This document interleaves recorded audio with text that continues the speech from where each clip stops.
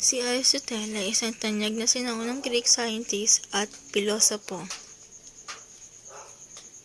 Nagawa niyang lumikha ng isang mahalagang sistema ng kaalaman na sumasaklaw sa lahat ng mga aspeto ng buhay ng tao.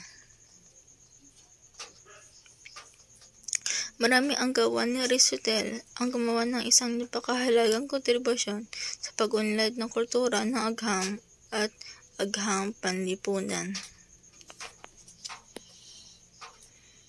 Ang mga ambag ni Aristotle sa kultura at agham, sila ay napakakilalang at tinanggap sa loob ng daang siglo.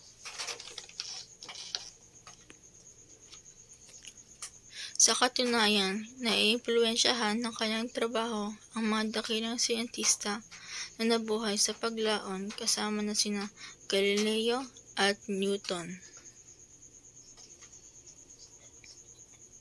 Si Aristotle ay isa sa mga kinikilalang pangalan sa mga siyentista at pilosopo ng sinaunang Greece na naging alagad ni Plato at isang guro ni Alexander the Great.